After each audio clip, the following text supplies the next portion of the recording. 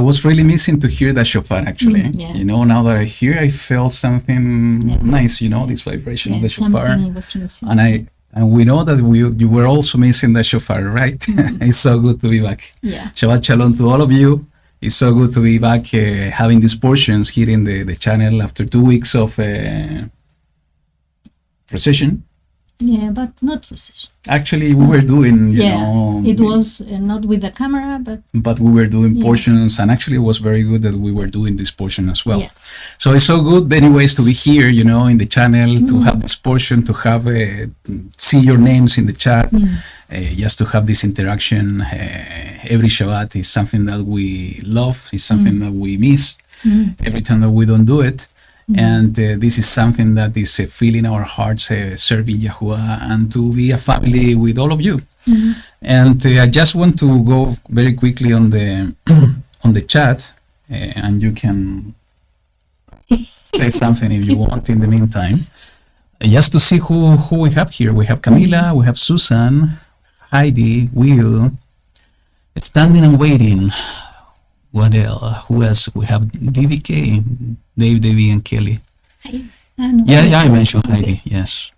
Wadai is with us too. Yeah. That's beautiful. Steven is also with us. Yeah.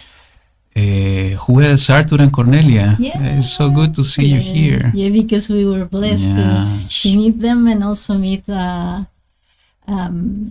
yes. During our trip, you can share.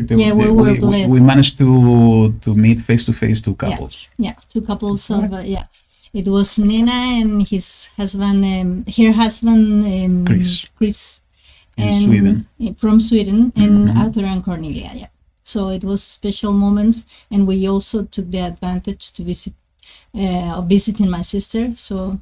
And we could share a lot of things that we have in our hearts. Yeah, we're spending the entire Shabbat with your sister, and we were reading the portion, and I think it was a good thing to do. Yeah. And it was so beautiful to see finally Arthur and Cornelia face to face. Yeah. And we were telling both of them that it was in our heart to try to visit them in any moment, and it's Yahuwah the one opening the doors, and we finally managed to do it. Yeah. And meeting Nena and Chris, it was also something beautiful. We have spent a few hours with them close to the airport. Yeah, and it was kind of crazy because we knew and we felt, and it was from their side and also from our side, that it was kind of something was trying to prevent that meeting, but it was a bless. Yeah, actually, you know, this is interesting because it was some things that tried to prevent them to meet us, and also in our cases some different things that didn't work at the beginning, but finally we managed to meet each other, and it was a very interesting discussion. It was beautiful to meet them and to share part of the word of Yahuwah. But here we are back at home, and the desire of our heart is to continue with the portions of Isaiah, Yeshayahu. We are going to continue with the portion of we're supposed to do 2 weeks ago. Yeah. And this is from chapter 24 to chapter 26, sorry. Yeah. Chapter 24, 25, and 26. And we have called this portion, you remember? No? We can read, Trust in Yahuwah Forever. Wow. Beautiful title. And actually so important in these times that we are living. Yeah. That we should engrave this title in our hearts, in our mind, that we need to trust in Yahuwah forever. We need to trust in Yahuwah at all times. And that's the only way that we are going to be able to keep walking and enduring until the end, if we just only trust in Yahuwah forever and every moment of our lives. There are the world is getting crazy and crazier and crazier. And that's why it's so important we get closer and closer and closer to Yahuwah, though we need to admit, and I think all of us were going through a similar situation, and was part of the discussions we have in the last 2 weeks, that there is a kind of heaviness on the earth that is affecting all of us in different ways. And this kind of heaviness is pushing us somehow, or is preventing us to get closer to Yahuwah. And this is something we need to fight with all our strength. It's a spiritual battle in order to get closer, even though that we feel this heaviness upon us, is that we need to rebuke it and we need to fight it back in the name of Yahushua HaMashiach and with the power of the Ruach of Elohim in order to remove it from our sides. We need to get closer to Yahuwah more than ever. You know, we were just taking a look in some news that we heard while we were abroad, but we didn't have the chance to take a look in the footage. Is that in the south of our country, the sea got frozen. Yeah, that was. It was a kind of really weird. This is the first time that I think we hear about something like that. It wasn't a lake; it was the sea, the ocean. The ocean. Part of the ocean, the Pacific Ocean, in the south of Chile, got completely frozen in one specific place in one town. And can you imagine what we're talking about? Is the ocean, the Pacific Ocean. It's not a lake, it's not a river, it's the ocean got frozen. And this is something that, it should call our attention, that things that are happening in the world today, they are not normal. There's something that nobody, no generation has able to see, and we are the one living in these days. And there are so many things that are going on that are direct confirmations and direct signs that is showing us the lives, the days we are living. That together with what I said, this heaviness that also is on the earth should push us to, or more than push us, should trigger something in us, within us, that is inviting us to get closer to Yahuwah, even though that this heaviness on the earth, even though that we are not feeling it in the way that maybe we felt it in the past. If that's the case, we need to do even an extra effort, with a more conscious effort, to get closer to Yahuwah. And because if we do that and we seek His face with all our heart, it is written, it's His promise that we are going to find Him if we seek Him with all our hearts. Yeah, and usually we are going to find Him in places where no hands of man are how can I say this? Sorry, because of the... Yeah, we're trying to reconnect our English neurons. Especially me. And when men intervene in some places, you can see that they're so completely different from what Abba has put in this earth. His creation is so perfect. And in His creation, He's like speaking to us, like saying, here I am. Everything that I have created is for you, is for your benefit. And we were blessed to touch some places like that with almost no intervention. Yeah. Just the mountains, just sky, beautiful landscape. And it was something that, wow, we were almost crying because you can feel that closeness with Him.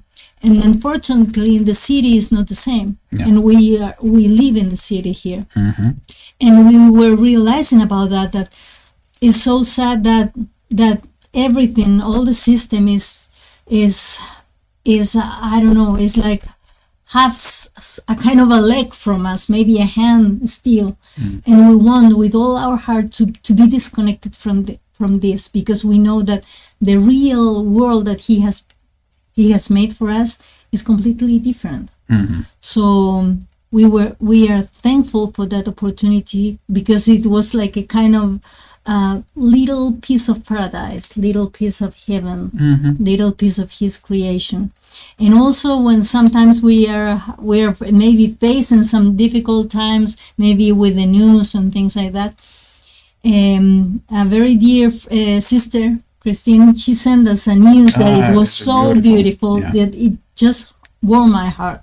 She was telling us that some governor, I think it was an authority. It was the state of Tennessee. The state of Tennessee, they were calling for this July being a month of prayer and fasting. And they passed this as a law. Yeah, and as a law. And wow, it was, I'm repeating this and I feel like goosebump. I don't know how to say. But it's like something is it's like living in the time when all the Nineveh was called to be fasting and praying, and when it was the same story with Esther, they were fasting and praying because of their salvation. So I think that even though we're not living there, we have to accompany and to be together in this calling. Actually, that's a good invitation. I haven't thought about that, and I think it's the right thing to do. It's so beautiful. These are kind of sparks in the middle of darkness that we see people in position that is seeking Yahuwah. And I think what you said is so important to compare this with what happened in Nineveh. Is when the king heard the proclamation or the message of Jonah, and he called for fasting. And I think if this is happening in the state of Tennessee, it doesn't matter where it is. It doesn't matter what country it is, what the state is, what location, what time zone, what language. We see a group of people that are in position, bold enough to make this. And they're really bold in order to go against the current of the world today and proclaiming a month of praying and fasting. And this is so relevant because, and actually, I managed to see part of some of the links that Christine shared with us. They are comparing that we're just getting out from this filthiness of this month, Pride Month, that they have been taking the colors of that Yahweh has established as part of the covenant with Noah, and now they're proclaiming. Now that we just got out from that filthy celebration that the world is pushing, and the abomination that they're pushing, is that now a righteous group of people are calling to do something different. Is that calling not only the people living in Tennessee? I think it is a calling for all of us or all around the world, is to seek the face of Yahuwah now. We need to do it daily. We need to do it continually. But it is written as well, when the two or three are focused and are agreeing in something, He is going to be in the midst of them. So why not to get engaged? Why not to do exactly and get this invitation, no matter where we are? And let's use this month in order to fast, in order to pray, in order to seek the face of Yahuwah, because we know things are happening and we know things are coming. So let's join us to this calling in the way you can do it. You don't need to fast the entire month. This is not what they are intending to do. But this is a specific and a special period of time that they are setting in order to seek more stronger than ever the face of Yahuwah. So let's do it. I think we should. And in a personal level, so we can take to Abba what are our weakness maybe, and how he can, how asking for his help. Because we know that only with his help we are going to continue in this path. Absolutely. There's no other way. Absolutely. So there are so many things to say. There are so many things to share. Lillian and I, we took the opportunity to take some days off in this trip. It was a good thing to recharge our batteries. We spent a beautiful time together, and just as you said, having the opportunity to see the hand of Yahuwah in so beautiful things he has created. But also, as we always do, analyzing the experiences we were living in a daily basis with the scriptures. And was one specific one that is coming to my mind, and somehow I think is connected to the portion, is that we had the chance to go to a place in Germany. And we needed to walk up in a hill to go to a specific place. And it was a beautiful place because, it was surrounded by mountains, trees, it's very natural and so on. And when we were walking up, it was so beautiful because we saw people from all over in different nations, different languages, walking up You know, in that moment we were walking down because we already went through the place that we wanted to visit, and we saw the people walking up on the street in some stairs. And I was telling Lillian, can you imagine how beautiful it's going to be? Something similar that we are experiencing now. And it's written in the word that all nations will go and they will say, let's go up to the mountain of YaHuWaH in order for him to teach us his ways, his Torah, his commandments, and so on. And, you know, when we were analyzing these things, it was so beautiful to understand the beauty of the word of YaHuWaH and the promises that he has established since the beginning of the world. And sometimes we are so blind by the day to day, we are not able to see those kind of things. And when we have the chance or the opportunities like the one we had, is YaHuWaH also the one opening our eyes in order to see those things and to connect it to his word and his promises. And you know, it happened to us, and it's an invitation to all of you as well to do this type of analysis, to see every experience you are going through in your day-to-day, and to analyze those experiences to the light of the word of YaHuWaH and to his promises, asking him to open your eyes. And in that moment when he opened your eyes and you are able to compare things that you are living to what are the promises of YaHuWaH and his word, is something that is going to fill your heart with joy and more expectation to what's coming.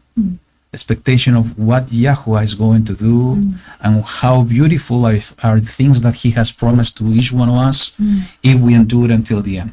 And that's important, because in order to be part of that promises, we need to endure until the end. And how to endure until the end, you know, and that's the beautiful thing, is that we are not doing it by ourselves only. For sure, we need to do something. We need to have the attitude. We need to push forward.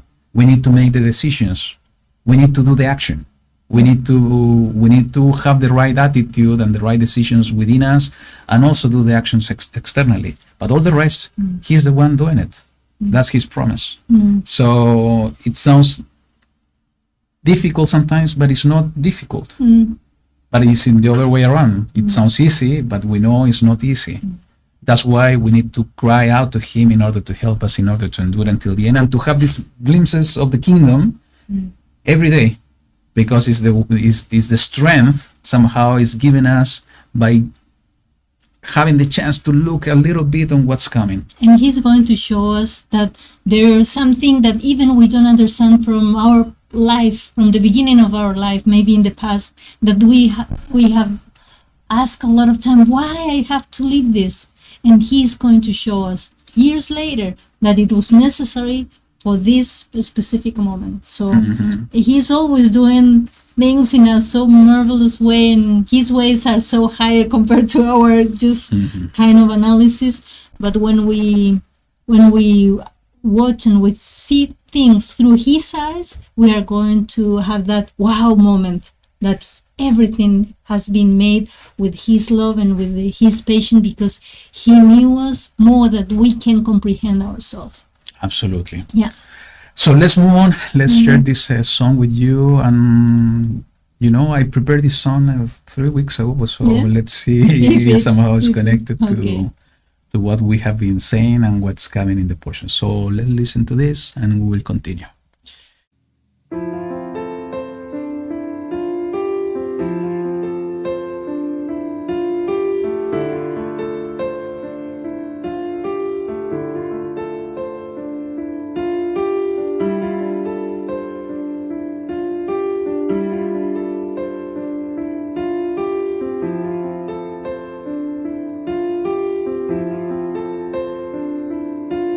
The heart of man was not designed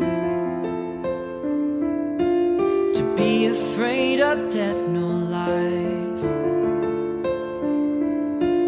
A worrisome mind will never find rest to your eyes or soul, oh son of mine.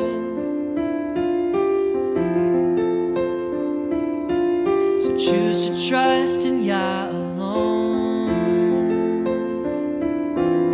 Peace will make your heart its own. Nothing will come against you that will be too hard to overcome.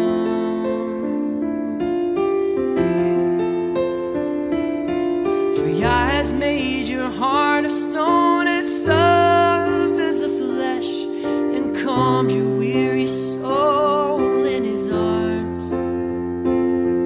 So look to him who holds all of earth and the stars. Fear only him who knows their depths,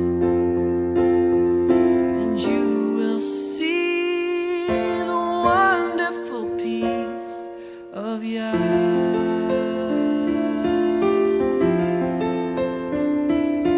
So choose to trust in Yah alone,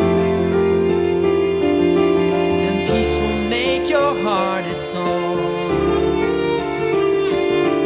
and nothing will come against you that will be too hard to overcome.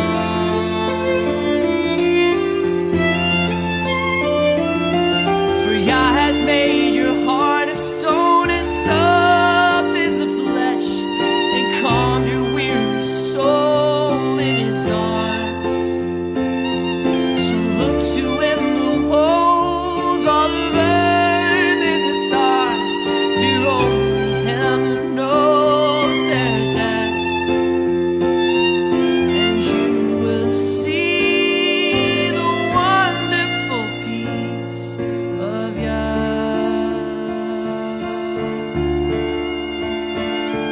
Oh, surely you will see the wonderful peace of Yah.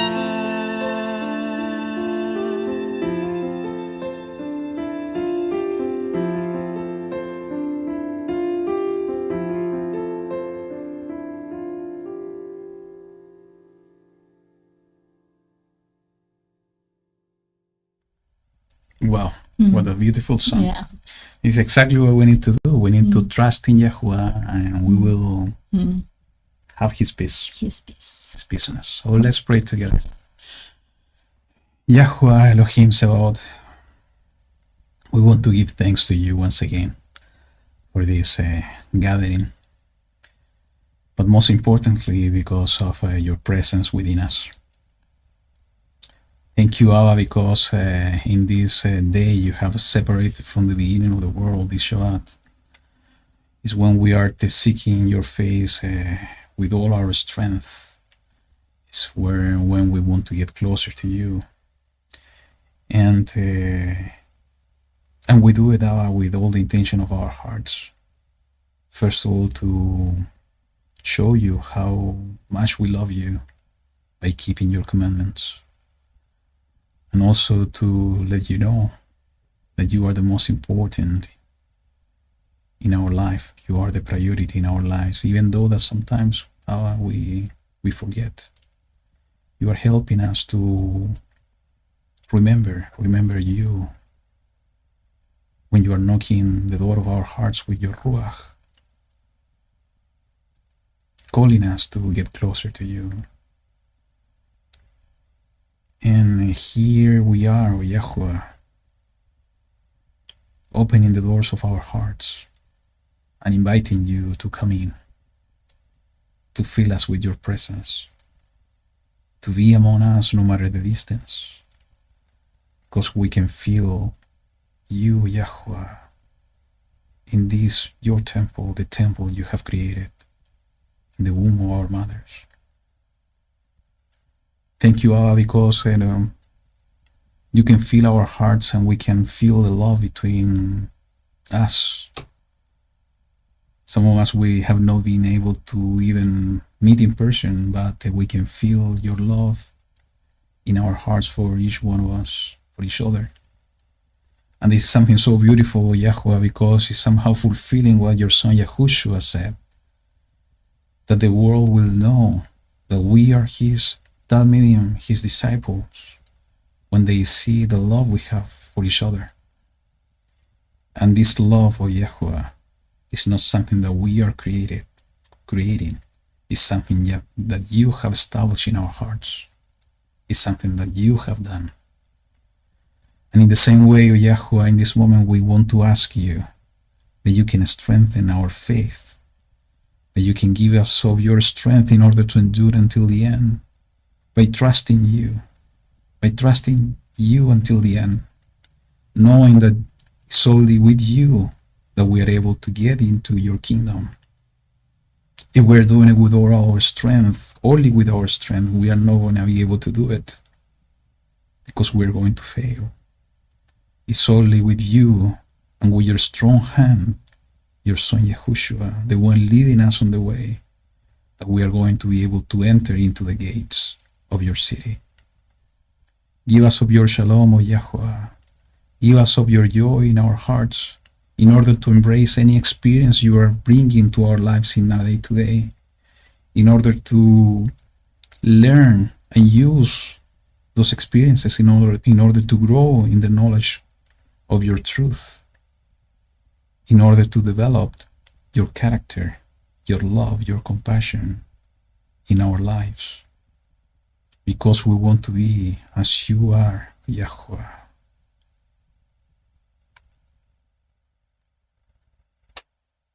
We want to see as you see. We want to hear as you hear. And we want to love as you love. Thank you once again, O YaHuWaH Sebaot, for giving us the opportunity to be here in this gathering. Guide us, O YaHuWaH, in everything we are going to say, everything that we are going to read, everything that we are going to study. That is you, the one speaking through us. That is only you, the one with your Ruach, speaking to our hearts. So we are going to be able to see and understand your word and to receive the message you want to give us today. I pray for those, Yahuwah, that are going through difficulties and illness. I pray for Will and his family, that you can provide restoration, that you can provide healing, that you can provide life. Those ones that are going through difficulties, that you can give them a way out. It's part of your promises that you're not going to give us trials or tribulations that we are not able to overcome, because you are the one giving us the strength. So I pray for them too. And in these times we are living is when we need you the most. It's when we need to get closer to you in order to push forward by the strength of your Ruach HaKodesh. Because it's not by power, not by might, it's by your Ruach, O Elohim. So we ask you, Abba, that you can pour out your Ruach in each one of us, in your people, in the four corners of this world, so we can lift our heads and to shine your light in the midst of the darkness that we are living in. That's the purpose of your people, Israel. And here we are, O Yahuwah, seeking your face and wanting to be that lamp where your light will shine, becoming a light into the world, a light to the nations, O Yahuwah.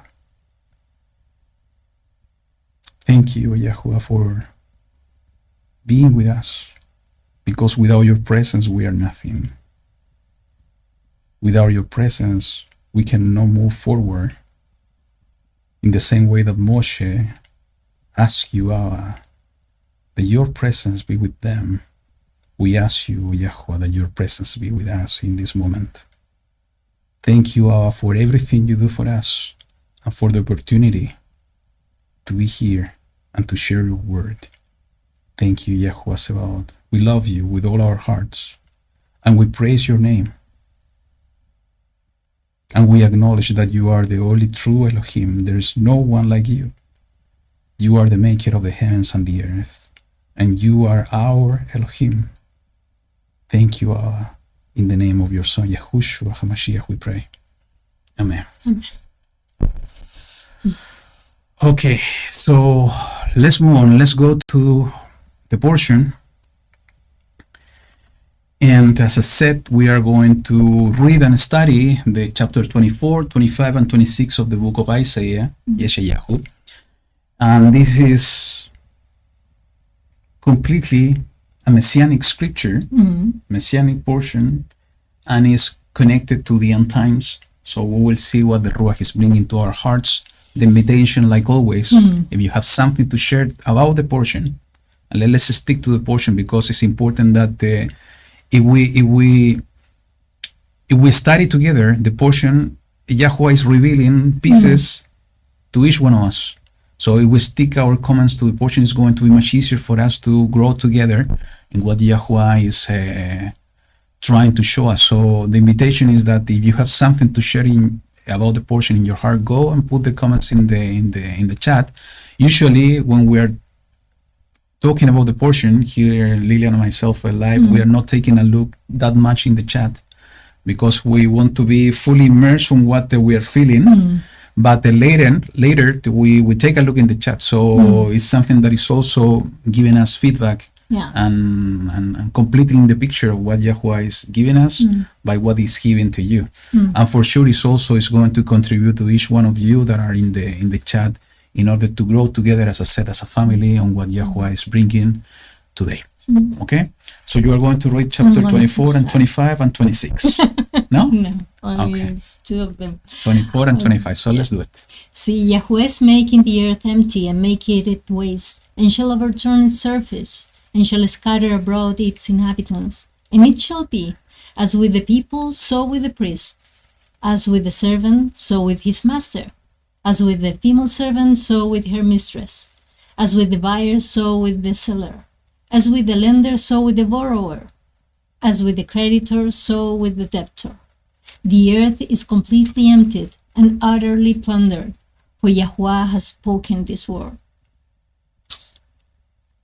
So everybody's going to be included. He's not making distinction. So it's going to impact everyone. Everyone, yeah. And we were talking about what the meaning of emptied, and maybe I'm going to continue, and then we can try to look. In depth. For sure. And actually, I think the entire chapter is talking and revisiting the same topic about what's coming to the world, what's coming to the earth, what is coming to the inhabitants of the world. And just one comment before you go there is that I do believe that what he's saying, he's talking, and the way that was translated here, is an action that is an ongoing action. Yeah, it's not from the... Yeah. Yes, for sure it's something in the way that is written later that is going to happen in one specific moment. But the first verse somehow is showing us this something, an ongoing action. YaHuWaH is making the earth empty. And when we think on the making the earth empty, without going to the point that you will share, because this is something you will share, we need to understand the even thinking in the biblical cosmology. We have a kind of place that is filled with something, and we need to understand the earth is filled with what? With people, the animals, with everything that is described in Bereshit, in Genesis chapter 1, when he created everything. So when he's saying that he's making the earth empty, and we understand that this is an ongoing action, that at the end is going to be completely and fulfilled in one specific moment, we can understand what's going on in the world today. We see fishes dying massively. Some animals. We see animals dying massively. I think what is only missing, and it is somehow hard to say it, it's people. But it's also prophesied that it's going to be affecting at least 2/3. And somehow it's happening too. And actually it's also mentioned, I think, in the chapter.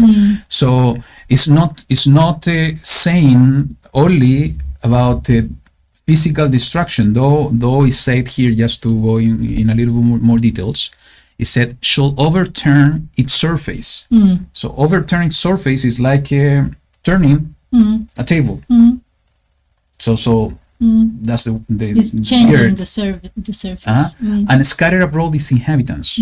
So we were discussing last time, a few weeks ago, about the illegal immigration, and how this is connected to Assyria and so on.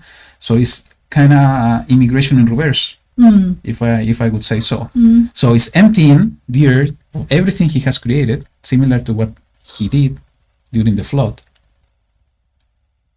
destroying the earth, and Well, also well, in order that you have illegal immigration, you need that some people are doing their what is the opposite immigration? Migración. oh, I forgot. Even in Spanish, I forgot. To return. Yeah, they will understand anyways. Yeah. So they are leaving their country. So that's Yes. why when they're entering to the other places in immigration, but they're leaving their own country. So it's a scatter abroad. And as you said, this is going to impact everyone. It is no distinction of people. Yeah. It's the priest, it's the one in power, the poor of the people, and so on. But you know what? Well, at the end, I'm going to share that because it called my attention that it says about the earth. Who are living, the inhabitants of the earth, always is making like kind of that distinction, the inhabitants of the earth. Absolutely. And by the way, I just saw Karen is with us. Yeah. Welcome, Karen. Keeps Digging 7 is also with us. Welcome. It's nice to see you here in the chat. Yeah, we tried to be with you, Karen, yesterday, but we couldn't. We're still suffering with jet lag of this. Yeah. That's okay. Four. The fourth, the earth shall mourn and wither, the world shall languish and wither, the haughty people of the earth shall languish. And it says the haughty people of the earth. So that's what it began to make something in my head. Okay. For the earth has been defiled under its inhabitants, because they have transgressed the Torah, changed the law, broken the everlasting covenant. Therefore, a curse shall consume the earth, and those who dwell in it be punished. So it says, those who dwell in it be punished. So I think that even though we are living the consequence, maybe that is coming upon the earth, it means for those who are dwelling in the earth, who are transgressing, making the transgression, who are living according to the laws that are now upon the earth. So, we are living in the earth, but it's like when Mashiach says, they are in the world, but they are not from the world. So it's like our expectation, our home is not from here. Our expectation, our home is in the new Jerusalem, the new place that he is going to bring to us. So that's why I'm always trying, when he says those who are living in the earth, those who are living, I don't know, somehow in the heavenlies. So maybe from our spiritual perspective, we could try to be not living in the earth, even though we are here, but our actions are not from here. You know, something, I'm not so sure, but maybe this is something we talked to Arthur and Cornelia last week. And somehow here we see it confirmed, what we said. Because in the verse 5, it says that the earth has been defiled under its inhabitants. So, I mean, in today's world, it's so easy to see it, you know, filthiness, defilement all over the places. But what's the point I want to make, and I think this is what we discussed with Arthur and Cornelia, is that when you are in a place of that is defiled, somehow you can become defiled too. If we touch a place that is defiled, based on what is written in the commandments of YaHuWaH, we in the Torah, we are also somehow getting defiled. And it's an state. And this is exactly what I want to say. It's an state of being. It's a momentary. It's not forever. It's something temporary. And it's not a sin either. But the point is that what we need to seek is to be pure, to be tahor, not to be tamei. Tamei, those are the Hebrew words. And we were comparing this with the tabernacle. You know, the tabernacle, YaHuWaH gave an instruction that in order for his presence to be there, the place needed to be clean, tahor, pure. And this somehow is this is a big puzzle, because you can look at it in different dimensions to put it somehow. You can think of exactly what is being written here is the earth, is the complete world, is what he has created, and we know what are the promises of YaHuWaH, that he is coming to dwell in the earth. So he needs to have it clean. It needs to be clean, and all this process that we are seeing here, is somehow the process to cleanse the world. He needs to remove everything that is defiled. He needs to purify the world once again, and we know that he already did it with water. He's going to do it now with fire, because unfortunately water is not able to remove the type of defilement we have now. It needs to be removed with fire. So that's one way to see it. And while we are living in this world, we are not going to be in a state of 100% purity. That doesn't mean that we should not seek to be pure for Yahuwah, because that's the smaller dimension that I want to talk. The earth is going to be the place that Yahuwah wants to live, but this body is also the temple of the Ruach HaKodesh. So we need to look and we need to seek. We need to do every effort in order to keep this house pure, in order to keep this house clean, because that's the only way that His Ruach is going to dwell in us. It doesn't mean that we are going to be pure all the time. No, because we are living in a place, in a world that is already defiled, because the inhabitants of the world, that is written here, has transgressed the Torah in the same way that we transgressed the Torah before coming to the knowledge of the truth. And we need to be honest with ourselves. Sometimes we make mistakes. We without in ignorance, we make mistakes. So, and that's the beauty of the sacrifice of Yahushua, is that He's giving us the opportunity to return back. But the entire world is somehow defiled, and that's why this cleansing process is coming. Therefore a curse shall consume the earth, and those who dwell in it be punished. Therefore the inhabitants of the earth shall be burned, and few men shall be left. The new wine shall fail, the vine shall languish, and those glad at heart shall sigh. The joy of the tambourine shall cease, the noise of those who rejoice shall end. The joy of the lyre shall cease. And I think this is a complete description of things that we people enjoy. So basically the joy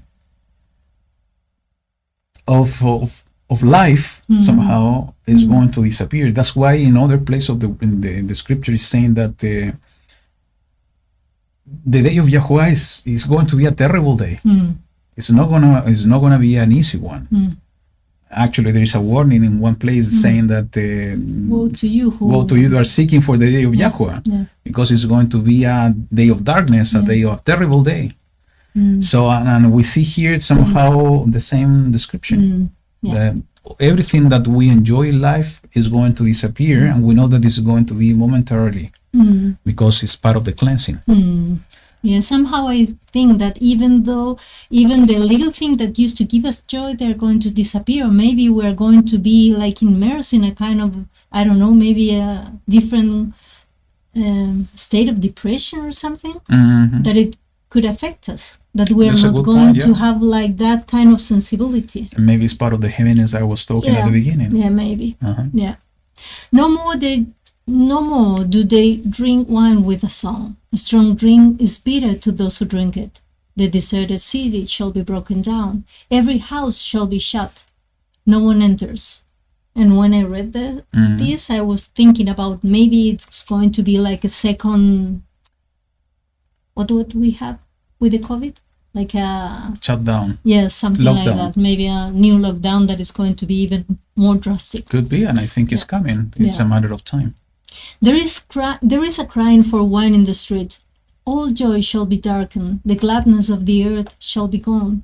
The city is left in ruins, and the gate is stricken with destruction. For thus it is to be in the midst of the earth among the peoples, like the shaking of an olive tree, like the gleaning of grapes when the grape harvest is done. Have you seen how they are harvesting olives? Well, they with the sticks. We managed to see it in one of our trips to Israel. Yeah. They with the stick they start to beat the olive, and they put a mat on the soil, on the ground, in order to receive all the olives that are falling down. Yeah. But they are doing it with very hard. It's a very so in order to strike the branches. In a very hard way. Yeah. They lift up their voice, they sing of the excellency of Yahuwah. They shall cry aloud from the sea. Therefore praise Yahuwah in the east, the name of Yahuwah Elohim of Israel, in the coastlands of the sea. From the ends of the earth we shall hear songs, a splendor to the righteous one. But I say, I waste away, I waste away, I waste away. Woe to me, the treacherous betray, with treachery the treacherous betray. Fear and the pit and the snares are upon you, O inhabitants of the earth. And it shall be that he who flees from the noise of the fear falls into the pit, and he who comes up from the midst of the pit is caught in the snare. For the windows from on high shall be opened, and the foundations of the earth be shaken. So let's comment about this. I think it's something important. I think I see a mix here. Because it's two different group of people. Yeah, like praising Yahuwah and saying how wonderful are you and your excellency. Yeah. Yeah, because it said here, for thus it is to be in the midst of the earth among the peoples, like the shaking of an olive tree, like the gleaning of the grapes. When the great harvest is done, they lift up their voice, they sing of the excellency of Yahuwah. They shall cry aloud from the sea. So for me, this is a group of people that they are basically singing and praising Yahuwah. Therefore, praise Yahuwah in the east, the name of Yahuwah, Elohim of Israel, in the coastland of the sea. From the ends of the earth, we shall hear songs. And we know that we are in the dispersion in the four corners of the earth, so this could be a reference to the people of Yahuwah raising up their voice in order to praise Yahuwah, the ones enduring till the end. A splendor to the righteous one. But I say, I waste away, woe to me, the treacherous betray, with treachery, the treacherous betray. And this is a warning. It's like what he's seeing at that moment. What is happening. And it's a warning, if you ask me. It's something that we have been facing in the last couple of years. And I think it's something that we are going to be facing even more strongly in the coming years. Is treachery, is deception, and here is talking about three phases. Yeah. In these passages, fear and the pit and the snare are upon you. So three things. I'm beginning with fear. The pit is like a hole in the ground. Yeah. And snare, something that is going to trap you. When you are in, it's funny because it's when you are walking away the fear, you are going to fall into the pit. Exactly. And then when you're trying to go out from there, then you're going to be trapped. And the warning is not for his people only. It's for all the inhabitants of the earth.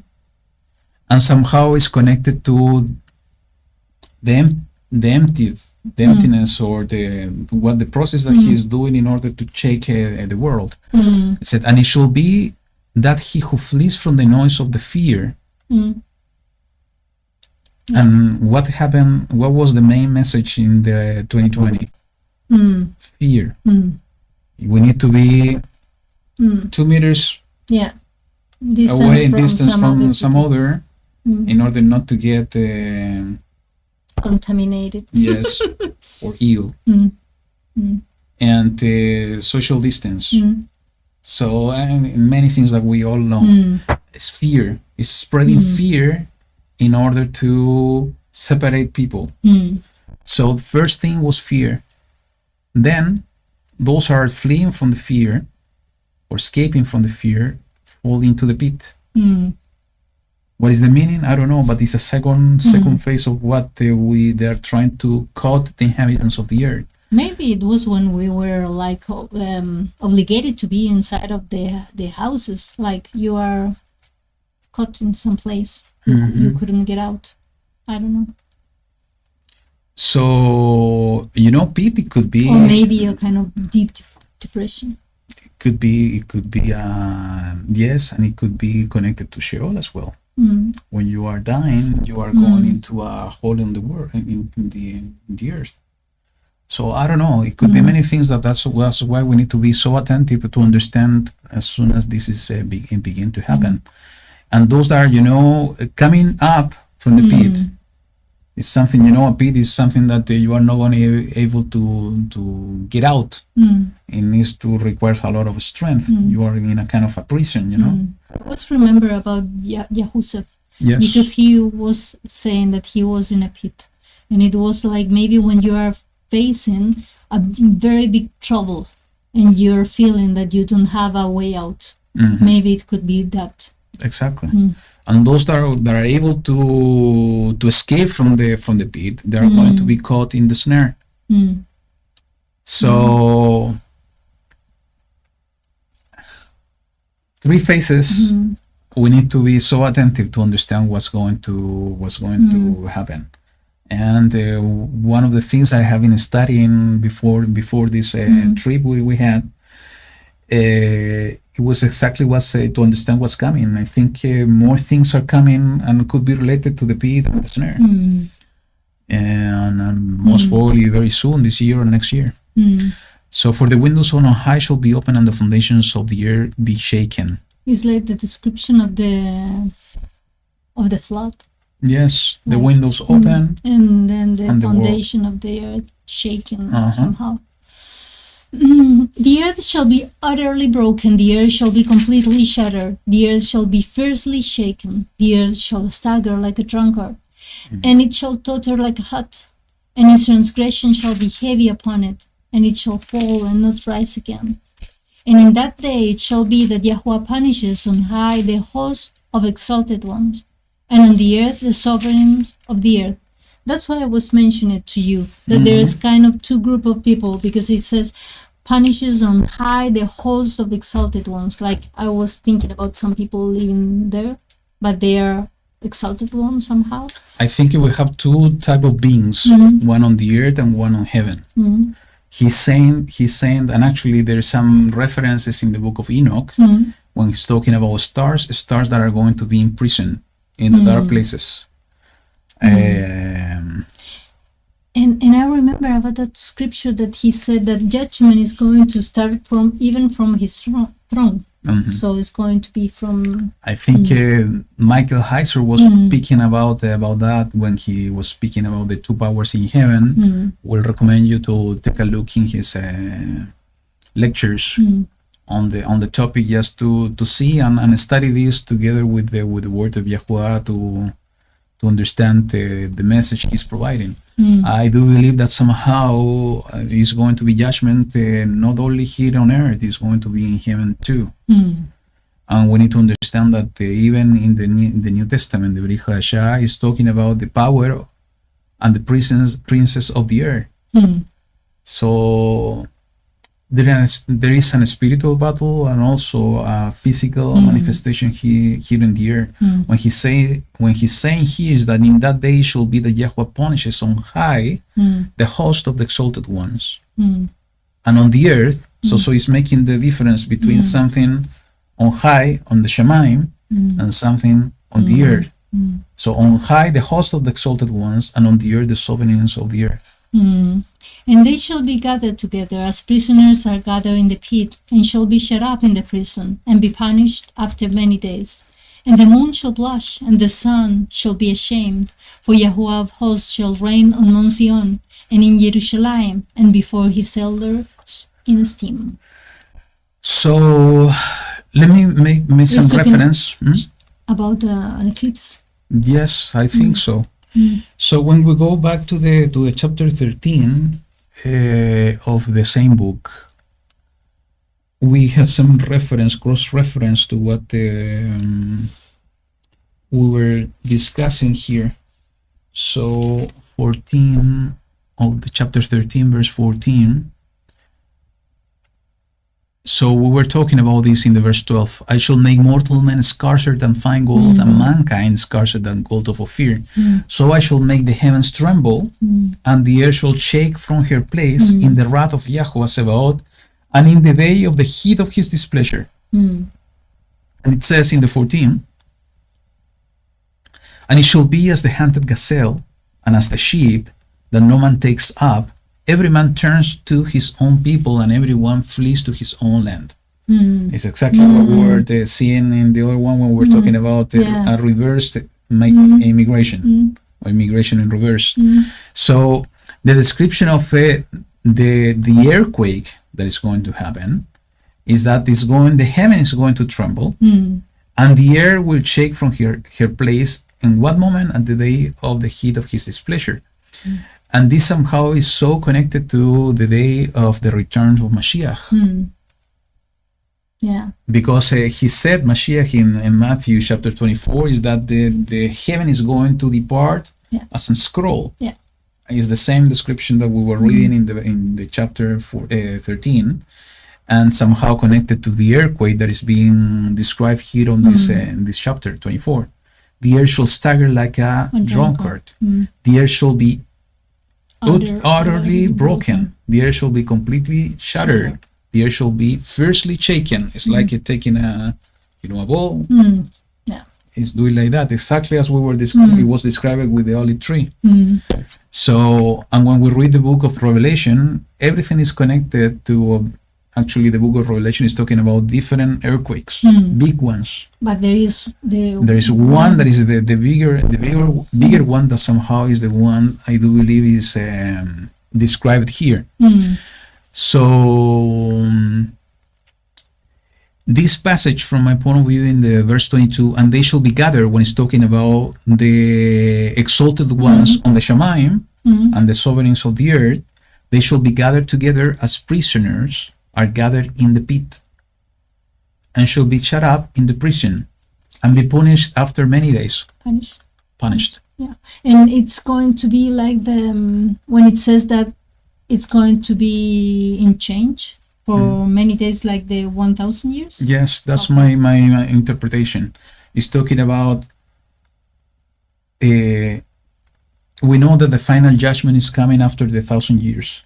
So it's taking all of them prisoners, and that's why the second resurrection is coming at the end of the final resurrection is coming at the end of the 1,000 years in the way that is written in the book of Revelation, and they are going to be resurrected for judgment. So when it's saying that they are going to be shut up in prison and be punished after many days. I think it's a direct reference to what is written in Revelation about that final judgment. Okay? Okay. Let's move on. Yeah. Chapter 25. I was reading it in Spanish. Now I'm going to the... Yesterday, when we were reading it, I was doing it in Spanish. Okay. You were translating. Yeah, I was translating. No, you cannot translate. You need to read it in English. O YaHuWaH, you are my Elohim. I exalt you. I praise your name. For you shall do a wonder. Counsels of long ago, trustworthiness, truth. For you shall make a city a heap, a walled city a ruin, a palace of foreigners to be a city no more, never to be rebuilt. Therefore a strong people praise you. The city of the ruthless nations fear you. For you shall be a refuge to the poor, a refuge to the needy in his distress, a shelter from the storm, a shade from the heat. For the spirit of the ruthless is like a storm against a wall. So, just one comment here. I think it is an amazing promise. Because somehow everything that is being described here in the chapter 25 is connected to the previous chapter. We see in the chapter 24 destructions over the world because they have transgressed the Torah and the commandments of YaHuWaH. He's going to empty the world. You didn't mention, by the way, about empty. Because I was thinking about empty, and I was comparing like when you have a cup or something. Yes. So what you are doing is not that you are destroying what is inside. It's like you're transferring the water, maybe, or in this case, the inhabitants of the world, you're transferring to another place.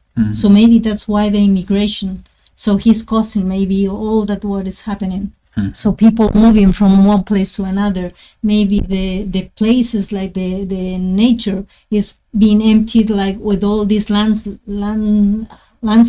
I don't know how to say it, but when the land is moving and everything. Yes. So all this changing, he's causing them. He's always in control, and he's allowing all of this to happen in order for his word to be fulfilled. Yeah. So and it has consoles of long ago. Yeah. Yes.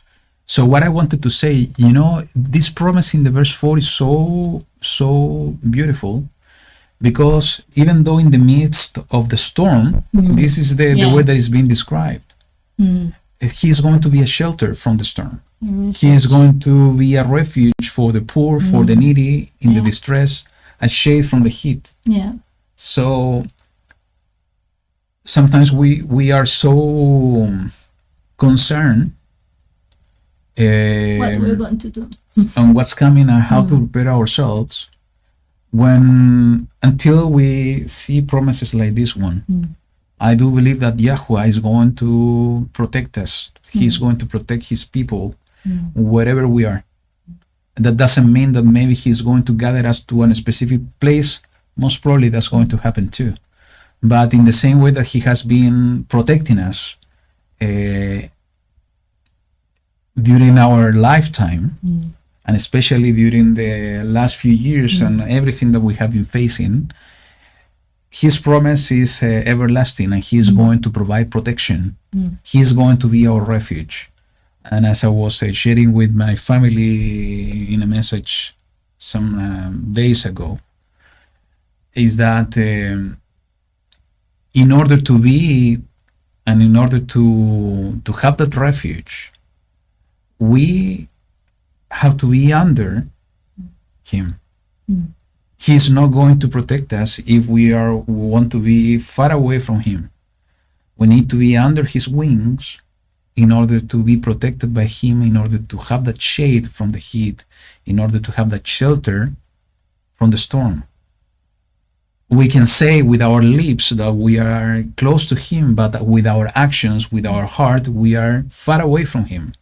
Because Because we are doing something different. Because we are doing We are something trusting different. in something else instead of him. We can say with our lips that we trust in Yahuwah, but with our actions, we are trusting in someone else or something else.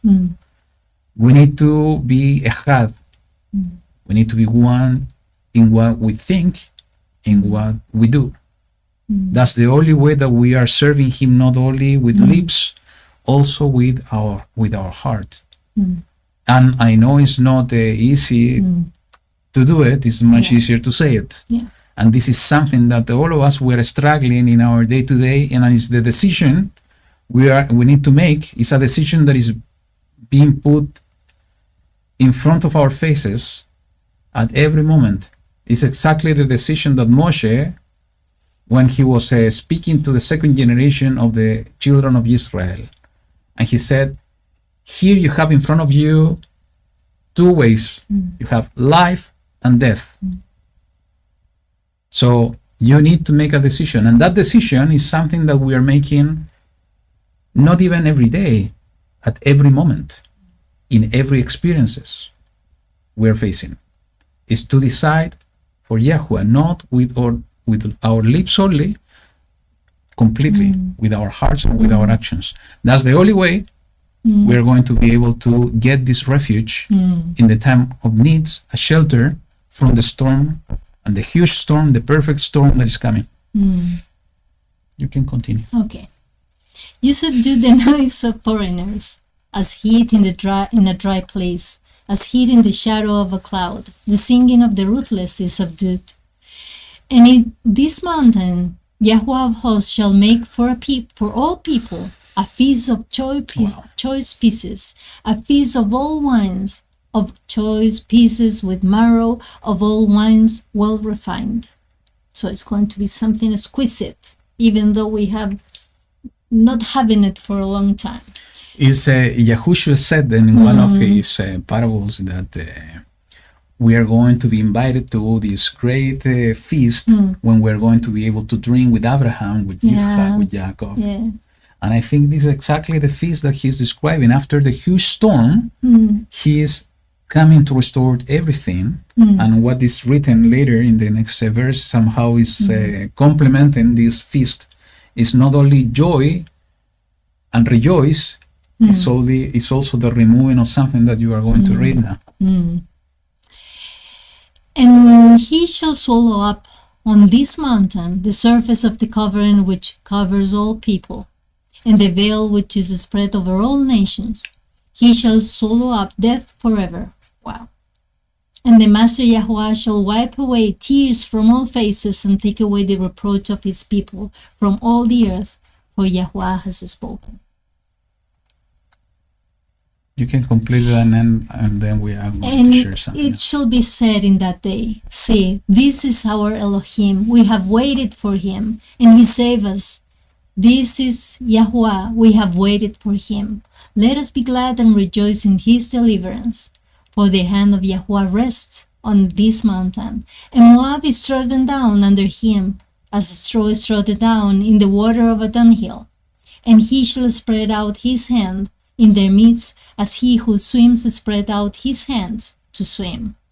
And he shall bring down their pride together with the skills of his hands. And the highest stronghold of your walls he shall bring down, laid it low, level to the ground, down to the dust. Dun, dun. Yeah. You know, this is so beautifully connected to what is written in the book of Revelation, and I just wanted to go there because we see it here as part of the promises. Just let me look for it. I always thinking about when he says death is not going to be there anymore. You're not. I'm going to wipe out every tear from your faces. So wow, how it's going to be that sensation that there is no more sorrow or heaviness in our hearts. It's going to be something beautiful. And I was thinking, if we were enjoying so much all the times when we could have some delicacies that we have shared when we met you in person, even though we didn't have the opportunity before, it was something so special. Imagine how it's going to be when we are in that feast with Abba, when we are going to be, as you said, with Abraham, with Yaakov, and having the opportunity of seeing them, maybe even saying to them thank you because of what you have done, because thanks to their actions we are able to be here at this moment. Yes. So here we have it in the book of Revelation chapter 21. And I heard a loud voice from the heaven saying, see, the wood of Elohim is with men, and he shall dwell with them, and they shall be his people, and Elohim himself shall be with them and be their Elohim. And Elohim shall wipe away every tear from their eyes, and there shall be no more death, nor mourning, nor crying, and there shall be no more pain, for the former matters have passed away. And he was sitting on the throne said, see, I make all matters new. And he said to me, write, for these words are true and trustworthy. So it's a complementary, it's exactly, in the book of Revelation, it's showing us the time when this is going to happen. It's a beautiful promise, It's basically is the calm and the peace after the storm. And we experience this when we have a storm, when we have a huge rain. We're able to see, after it has passed, even the sky is more shiny. Yeah, the colors are more beautiful. You can feel something different kind of peace. Even before the storm is coming, we feel something like weird as well. It's a static electricity in our skin. Even emotionally, we're kind of edgy. I don't know, worry about what is going to happen. So even with nature, we can understand what the word, what Yahuwah is saying or trying to say with His word. We are going to feel when the storm is coming. Exactly as we feel it when a physical storm is coming. We'll feel something different on the atmosphere, on the earth around us. When the storm is coming, it's not easy. We need to shut the door and get inside. And even sometimes when the storms are huge with the tornadoes and so on, even if we are inside, it's not enough. Destruction is coming. Even if it's not tornado, it's just a rain, a huge rain. This could flood an area, and it also could create a lot of distractions and issues. But when those things has passed and destruction is all over the place, we feel this it's a kind of mixed feeling. It's good that this went away. There's no more storm, but everything is destroyed. And that's the promise of Yahuwah, that He is going to remove that sadness. He is going to replace this with joy, because at the end He is going to be the one restoring everything. And He's going to restore it in the proper way, in a righteous way. Okay? So let's move on to the 26th. Okay? So it says, you want to read it? No. I cannot read everything. Okay. It says, in that day, this song is sung in the land of Yehuda. We have a strong city. He sets up deliverance, walls and ramparts. Open the gates, let the righteous nation, which guards the truth, enter in. The one steadfast of mind, you guard in perfect peace, for he trusts in you. Trust in Yahuwah forever, for Yahuwah is a rock of ages. For he shall bring down those who dwell on high. He lays the exalted city low. He lays it low to the earth. He brings it down to the dust. A foot tramples it down. Feet of the poor, footsteps of the needy. The path of the righteous is a brightness. O a bright one, you weigh the course of the righteous. Also in the path of your right rulings, O Yahuwah, we have waited for you. The longing of our being is for your name, and for the remembrance of you. My being longs for you in the night. Also my ruach within me seeks you earnestly.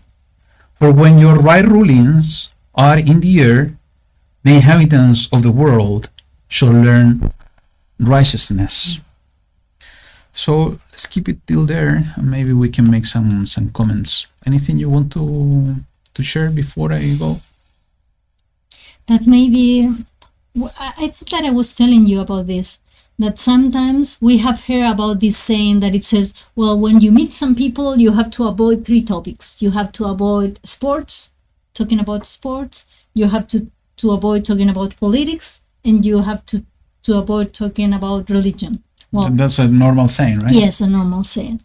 But because people have different point of view, they have preference, things like that, and that's true.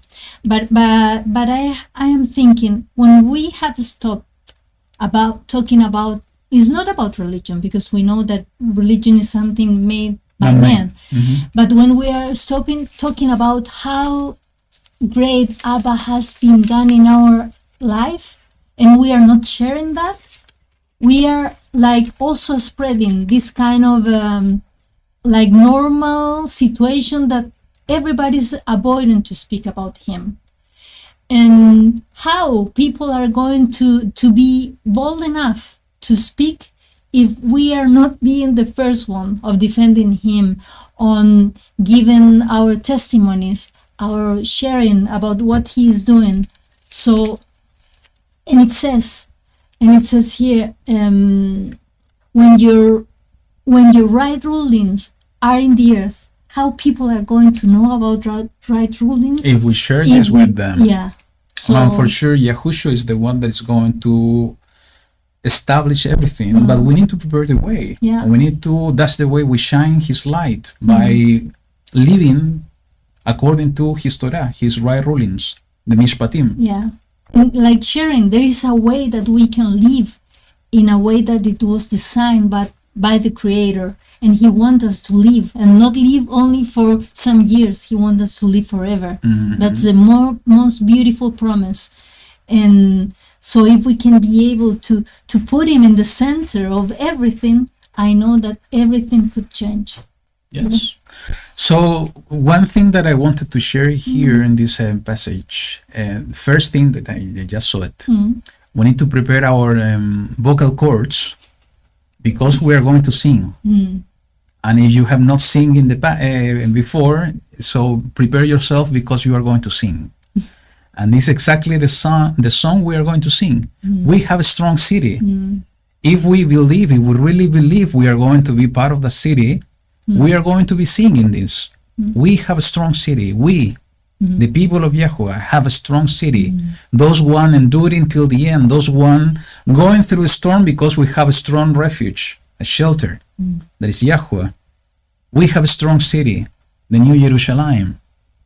He sets up deliverance walls and ramparts. And part of the song is that open the gates, let the righteous nations which guards the truth enter in.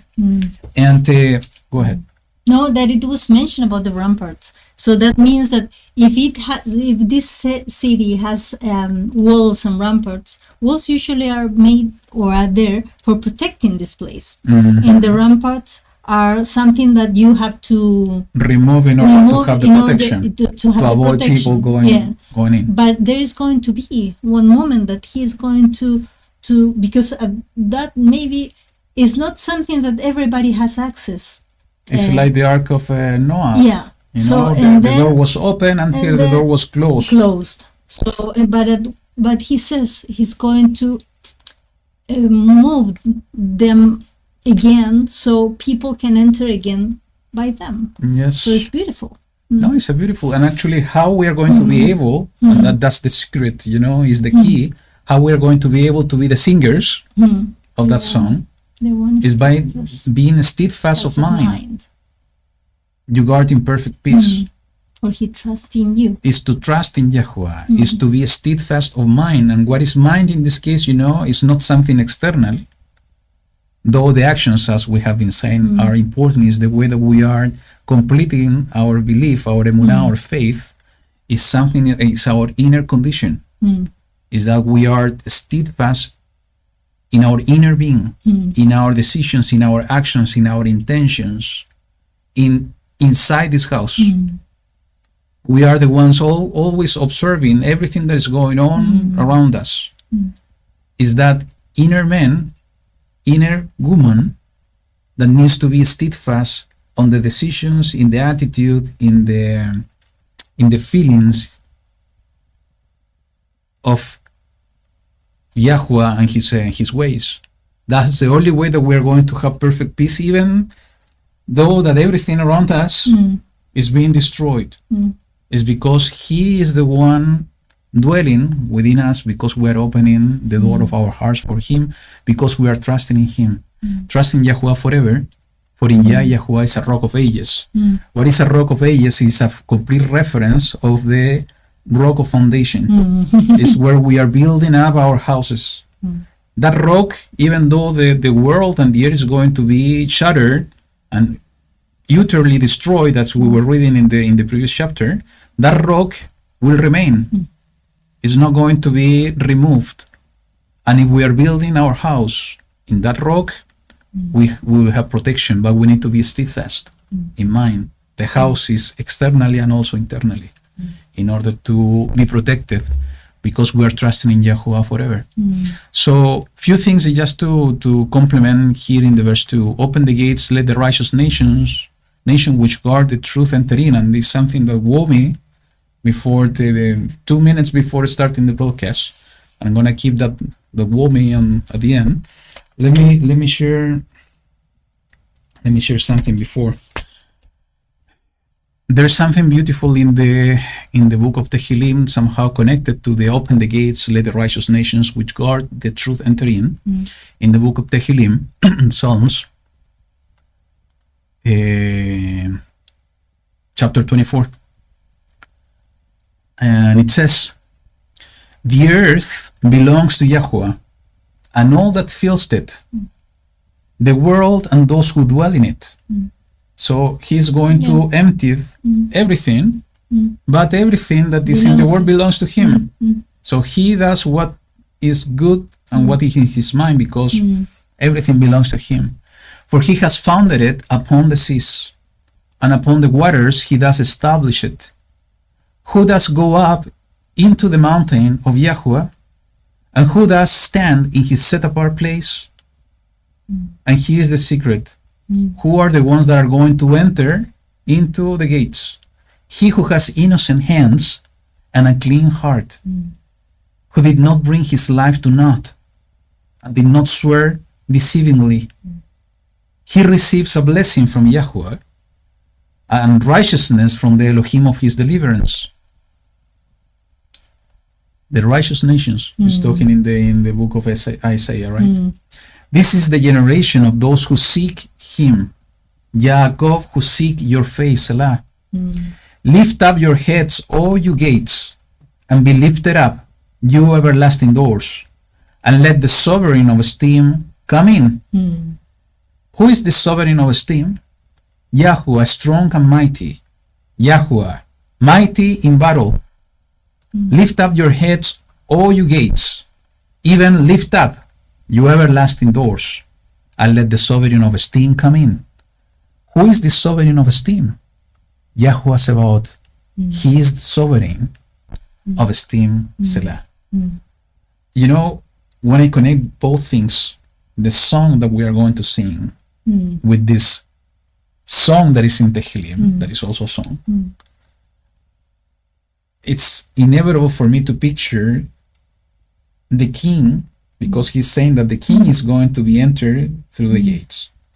The king leading his flock, going through the gates, and the flock, these righteous nations, following this king of glory that we know is Yahushua HaMashiach, going into the same gates.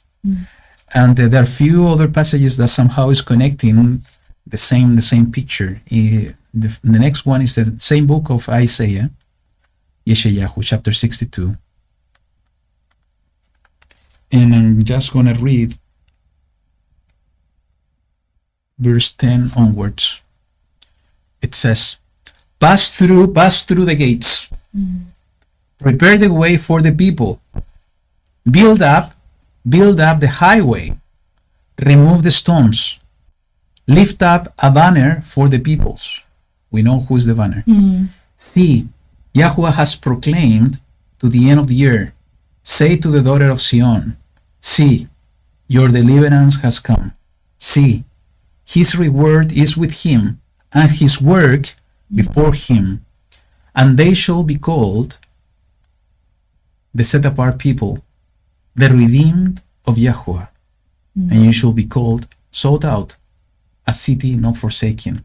So the righteous nation are the ones with the innocent hands, with a clean heart, the one that are being protected and trusted in Yahuwah with a steadfast mind.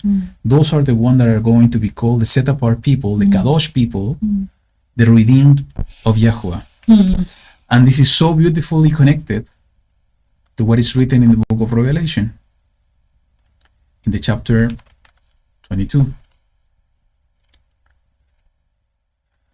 And it says the following in the verse 14. Blessed are those doing his commandments, so that the authority shall be theirs unto the tree of life, and to enter through the gates into the city. So keeping the commandments, following the king, living through the mishpatim, the righteousness of the kingdom of Yahuwah, being a steadfast mind, basically is everything we need to do. If I want to say in just one, in a summary, is to follow the step of Mashiach. If we follow the step of Mashiach, we are going to be able to enter through the gates into the city. So let's go back. Chapter 26.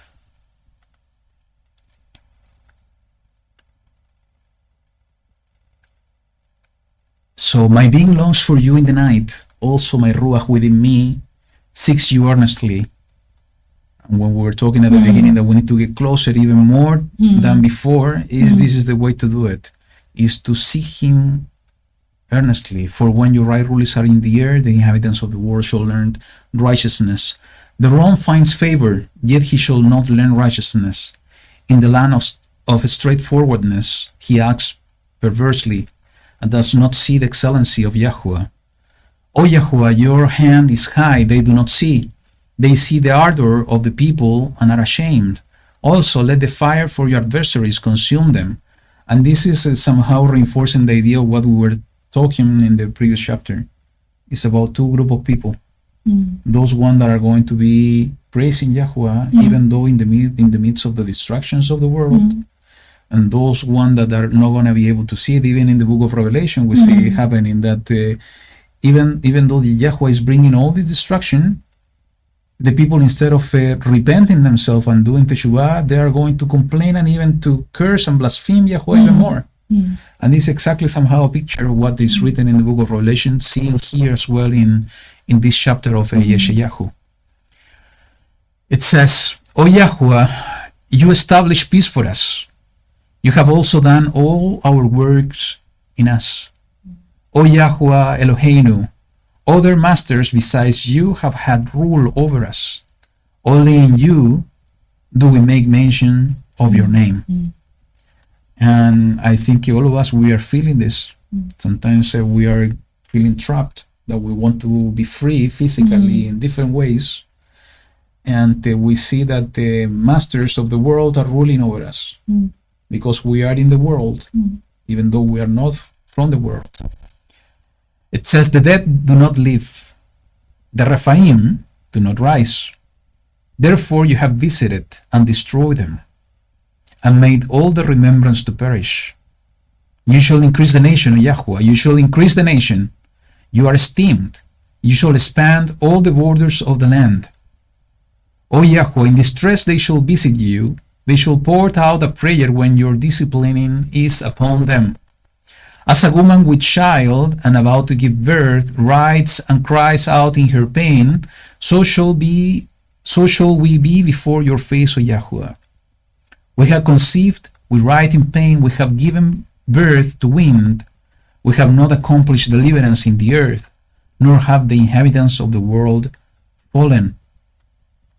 So do you have any comment on this? The first thing that I can say before you think on what you are going to share is that this somehow is pointing to a specific period of time. And actually, when I was doing this video study of the last days, I was mentioning that this phrase over here is a key. It's a key to understand the timing. It's a woman with child. We see this in reference in the book of Thessalonians. We see in reference in many books of the prophets. We see reference in many other places, even in the book, in the chapter 12 of the book of Revelation, with the woman that is going to give birth to a male child. So this is pointing out to the time of the last days of the time of tribulation, the end days. So everything that is being described here is when it's going to happen. This one is the attitude, in the verse 18, is the attitude of some people. And I think in the book of Hosea, it's also mentioning something. I didn't have the chance to look for those passages. But it's like the attitude of the people saying, nothing has happened. Or we made and we suffer all this, but we have not seen or have the results here. It says we have given birth to wind. So we have all this pain, a woman in pain, and we have given birth to wind, so nothing. Maybe it was like a kind of fake. ¿Cómo se dice embarazo?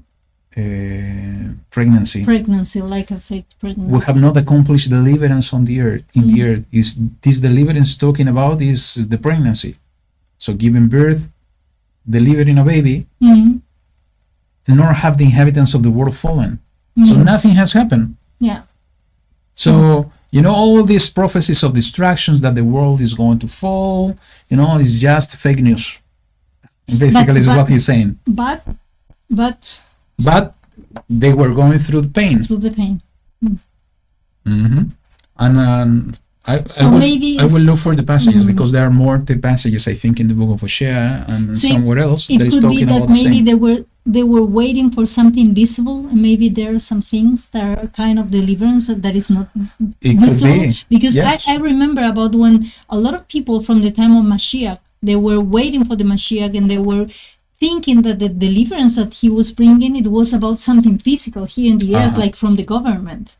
So maybe it's a kind of similar kind of thinking, that they are thinking about something physically, and they're not thinking about the deliverance from an invisible realm, something that is like death, that is, you cannot see that you cannot see the eternal life. You're expecting maybe physical fruits here, but maybe the fruits are going to come in the future. There are invisible and visible things. You are completely right. There's things that are happening and that are invisible to our normal eyes, and things that are being written that are going to be physically.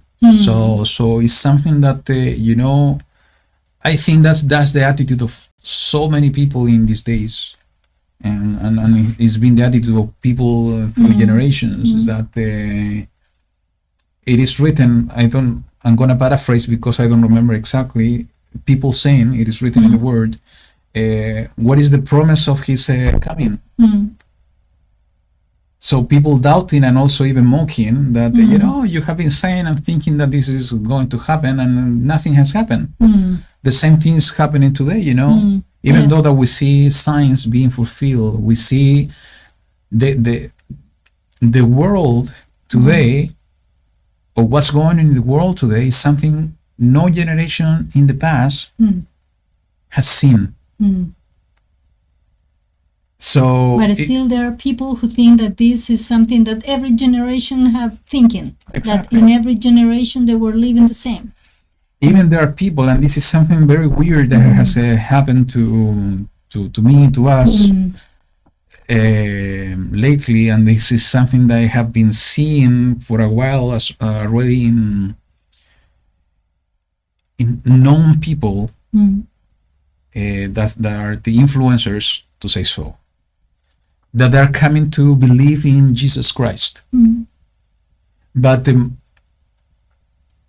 the way that these people are believing and understanding the word, it has a tendency to the mysticism. They are talking mostly about the Christ consciousness, and these type of people, though that they are returning and coming back from the different other thoughts or beliefs, they are coming back to Mashiach, to Jesus Christ. They are doing it in a way that they don't believe in the literal interpretation of the word. They are believing in a more spiritual and more the mystical interpretation of the word that somehow is misleading them and is misleading a lot of people that are following them. And the other day, it was very weird. When we were coming from the airport, we took a taxi, and we get to the point with the taxi driver, and he was a believer, but he was the one of people that he was believing in mysticism, talking about the tongues of fire, talking about the Father, talking about the Christ, but not with a literal interpretation of the word. And I was inviting him. Have you not ever thought that maybe it's something in the middle? There is a literal interpretation, but also more spiritual interpretation. Because we need to recognize the word is exactly like you said, invisible and visible. Both things. But believing that only in the invisible and disregarding the visible and literal interpretation, we're going to miss the point. And actually, the other way around is going to have the same effect. It's going to be exactly the same effect. It's just a matter to be allowing Yahuwah to guide us. We cannot deny what we are seeing with our physical eyes.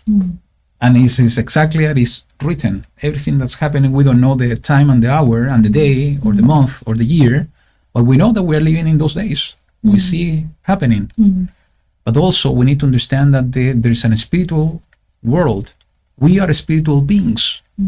We cannot detach ourselves from the physical and the spiritual, because if we try to divide us, the spiritual from the physical, we are going to die. Yahuwah created us physically, and then he breathed his breath of life on us in order to become a living being. We cannot separate us. It's the same with the world. We cannot divide the world from the spiritual with the physical, because both are entangled, both are connected. So we cannot deny one and believe in the other, or the other way around. And the same things happen in the world. So we need to, with the word, we need to be so careful not to be deceived with everything that's going on in the world today. We know that a big deception is coming, and it's written. Yahushua was talking about that, that even the chosen one can be deceived. So it's going to be so subtle, it's going to be so engaging, that the chosen one can be deceived. So that's why the only way that we are going to be able to endure until the end without deception coming in this house is being built up day by day, built up day by day in the rock of ages, trusting in Yahuwah with a steadfast mind, trusting in Him. So, yeah, some things coming to the point, and I deviate myself on the topic, but sometimes happen. Invisible things, we need to be so attentive what's going on internally, and also visible things. Let your dead live. This is a big reference to resurrection, right? Yeah. Together with my dead body, let them arise. Awake and sing, you who dwell in dust. And actually, before he was saying the dead do not live. It's a kind of interesting way to say it, because we know that dead are not alive. Until they are reunited again with the Spirit. Though this is important, because, you know, this is going to be a little bit controversial in case you believe in this. But according to the scripture, at the moment we die, we are asleep. And there are so many references in Tehillim that how we are going to praise Yahuwah in Sheol. Those one in Sheol in the tomb are sleeping. They are not conscious. So that's why he's saying here that the dead do not live. They're not conscious. They're not alive in order to praise Him, in order to... Exactly. So that's why our hope is resurrection, that we are going to live again. Let your dead live. My dead body, and again, because we cannot be a living being, as is written in the book of Genesis, Bereshit, if we don't have a body. The only ones that are living beings without body, guess who? The cherubim. No. Look. Sorry for that. Okay. The evil spirits, because that was the punishment against the Nephilim. Okay. The Nephilim, they were going to kill themselves, and they are going to be wandering spirits on the earth, and those are the spirits of the giants. So the cherubim and everything, they have a body, a spiritual body. Okay. The only ones that don't have a body are the evil spirits, and that's why they're always pushing and seeking to inhabit a place. A body, a place. So, and there's way that we can open that door, and that's why Abba is always asking, don't go to medium, don't go to the dead people, don't have idols and things like that, because there are things opening doors for them. So we humans, we need a body and the spirit of Elohim in order to become a living being. Without the body, we are asleep. Without the spirit, we are just dust. And we have more than spirit and body. We have also neshama, but that's another topic. It says, let them arise, awake and sing. These are, again, talking about resurrection. You who dwell in the dust, for your dew is a dew of light. And let the earth give birth to the Rephaim. So then it's going to have a moment that they're going to be out from that pit that they are right now. They're going to be coming out after the resurrection. Now, I think he's talking about the different things. He's talking about the resurrection of people, but he's also talking about the reappearance of the Rephaim. Who were the Rephaim? Were giants. Yeah. So, and for me, this is so interesting because somehow the year giving birth, the Rephaim, for me, from my point of view, my interpretation is connected to what is written in the last two verses. It's going to be the last final battle. Exactly.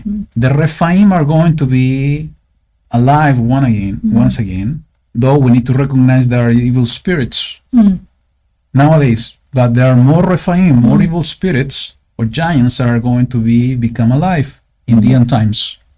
That's why there is this warning that is coming in the verse 20. Go, my people, enter your rooms and shut your doors behind you. Hide yourself, as it were, for a little while until the displeasure is past. So as part of the displeasure of Yahuwah, or the day of wrath of Yahuwah, he's announcing that the Rephaim are coming back. The giants are coming back. For look, Yahuwah is coming out of his place to punish the inhabitants of the earth for their crookedness, and the earth shall disclose her blood and no longer cover her killed ones. So when I was standing up and looking for this book, now you are going to understand. I went to take a look in the book of Jubilees or Joelim, and I'm going to read just a portion for you to understand how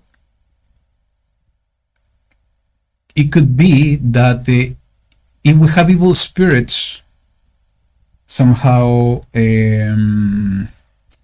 living among us, and trying to do whatever they want to do, why in this portion is saying that the earth is going to give birth to the Rephaim, because we have Rephaim, evil spirits, in this world.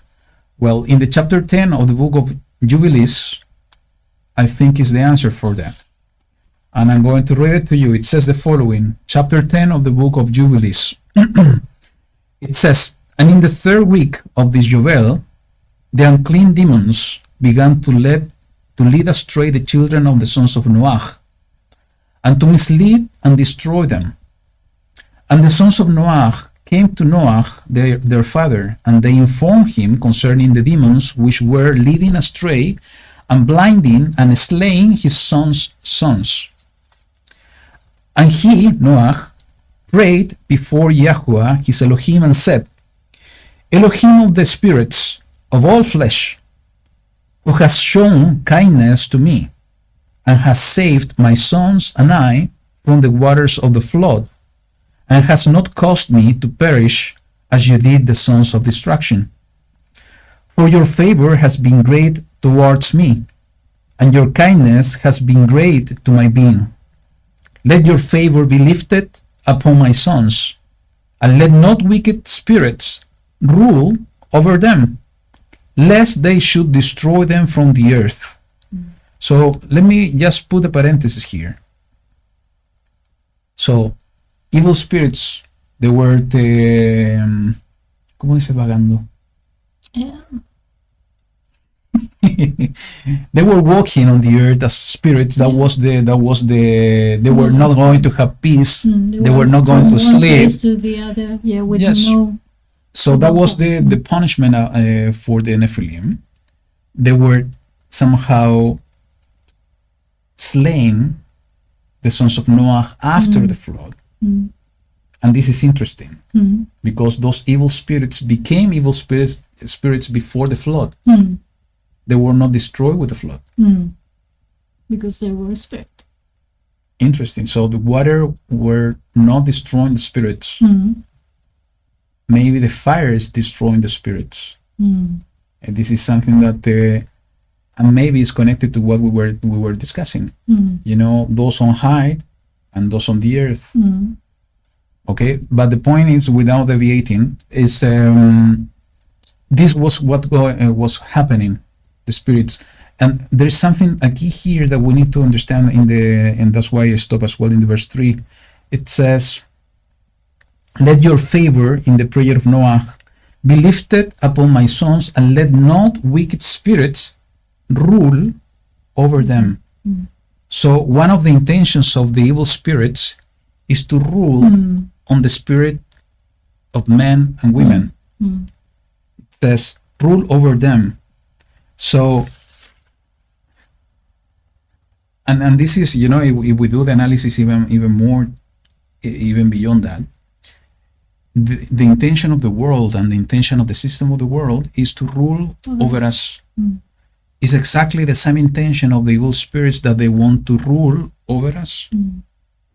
And this is going even beyond, not to discuss now that what the Nephilim were doing with humankind in one moment.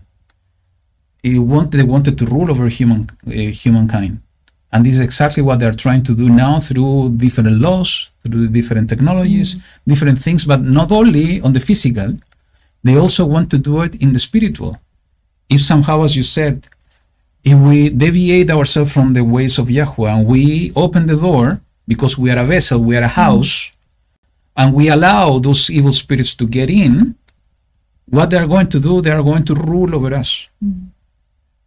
That's why we need to keep the door closed, and we need to, actually, more than the door closed, we need to allow a stronger one to dwell in us, and that's the Ruach of Elohim. So that's the intention of the evil spirits, to rule over us. So it continued the prayer saying the following: but may you barach, or bless my sons, and I, that we may increase and multiply and fill the earth. And you know how your watchers, the fathers of these spirits, acted in my day. And as for these spirits, the evil spirits, which are living, imprison them and hold them fast in the place of condemnation, and let them not bring destruction on the sons of your servant, my Elohim, for these are evil and created in order to destroy. And let them not rule over the spirits of the living. Again, is reinforcing the idea of the evil spirit. They want to rule over the spirits of the living beings. For you alone exercise rule over them, and let them not have power over the sons of the righteous from this time and forever. And Yahuwah, our Elohim, commanded us. Remember that the book of Jubilees is like the messengers are relating the story. So these are the messengers he's talking about. And Yahuwah, our Elohim, commanded us to bind all. And the chief of the spirits, Mastema, came and said, Adonai, Creator, let some of them remain before me, and let them listen to my voice, and do all that I shall say to them. For if some of them are not left to me, I shall not be able to execute the power of my purpose on the sons of men. For these are for corruption and leading astray before my right ruling, for the wickedness of the sons of men is great. And he said, Yahuwah said, let the 10th part of them remain before him, and let 9 parts descend into the place of condemnation. Wow. So now, if we have only the 10th part, imagine how it's going to be when they are released. And this is exactly the point that I wanted to make. The reference here of the earth giving birth to the Rephaim is exactly what I believe is the release of this 9 part that were trapped in the place of condemnation. So from all the evil spirits, all the Nephilim that became evil spirits, now walking on the earth are only 1/10. It's a 10%. Yeah. So 90% is in prison. Yeah. And in one moment, at the moment of the day of Yahuwah, they are going to be released. So 100% of the evil spirits are going to be here on the earth. And this is somehow connected in some of the trumpets of the book of Revelation when he's talking about Abaddon. He's saying that an angel is coming, a messenger is coming with the key of the pit, and he's releasing, and smoke is coming to the. Yeah. So I think that's going to be the moment when these evil spirits are going to be released, and it's going to be a moment of distractions. And it's going, if now it's difficult, can you imagine how difficult it's going to be? That's why he said, enter your rooms, my people, shut your doors behind you, hide yourself. That is going to happen. And that's the instruction, and that's going along with the promise of protection. If we are under his wing, he's going to be a shelter in the storm. We need to shut the door. We need to hide ourselves. We need to trust in Yahuwah. After the strong wind has passed, after the rain has passed, after the tornado has passed, and he is going to be the one, as we were discussing a few weeks ago, he's going to be the one sending the messengers, knocking the door in order to gather us. We should not go out before hearing the knocking on the door, with the voice of Yahuwah through the messengers, telling us it's time to go. And they themselves, in the same way that happened with Lot, taking our hands in order to remove us from the place. Yeah, it's not that we want to go by ourselves. It's that we have to wait for his rescue. And as Camila said there, and in that moment, it's not going to be the moment to look back. Yeah. It's the moment to look forward. Yeah. In order to get out of that moment of storm, in order to be part of the people, that righteous nation that is going to enter through the gate. And the last thing that wore me, and I said that I was going to share it at the end, and I think this is a beautiful picture of what has been happening since the first coming of Mashiach. When we go to the Hebrew, on this phrase over here in this beautiful song, open the gates, let the righteous nation which guards the truth enter in. The word for nation in Hebrew is the word goyim. And this is the word that has been translated as Gentiles. So open the gates, let the righteous Gentiles, which guards the truth, enter in. So I don't understand how people, especially on Judaism, are not able to see these kind of things. The plan of Yahuwah is so beautiful, and he portrayed this plan since the very beginning, when the blessing over Ephraim was that through Ephraim, all the world is going to be the fullness of the Gentiles, of the nations, through Ephraim. And here we see a connection of the righteous Gentiles. The righteous nation. It actually is not in plural, it's in singular, but it's the same word. It's goy. The righteous goy, the righteous Gentile, which guard the truth entering. Maybe we are not descendant by blood of the 10 tribes. Maybe we are, and we don't know. Because I think that's the marvelous thing that Yahuwah has been doing throughout the ages, is that he has allowed the 10 tribes to go into the world, to go through the world, and they have been mingled and mixing themselves with the nations. They have lost their identity, but somehow they have been mixing their bloods with the blood of the nations. Maybe we are having blood that is coming from the 10 tribes. But even though if we don't have the promise of those ones that are going to go through the gate, it's a direct reference to each one of us. Righteous Gentiles. And what it means to be righteous, those ones that are guarding the truth. What is the truth? Your word is the truth. The commandments. The commandments, the Torah of Yahuwah. So this should give us a lot of expectation and hope, even though that this portion is talking about a lot of destruction that is coming now in the end days, but it's beautifully somehow balanced with promises of protection, promises of peace after the storm, and the big promise of being part of that big feast that is going to happen when he's going to remove all our tears. He's going to remove death, but also with the promise that if we do our part today, following the step of Mashiach, we are going to be part of that nation that is going to go through the gates, following the righteous king that is going to go through the gate too. Beautiful. Beautiful, right? Yeah.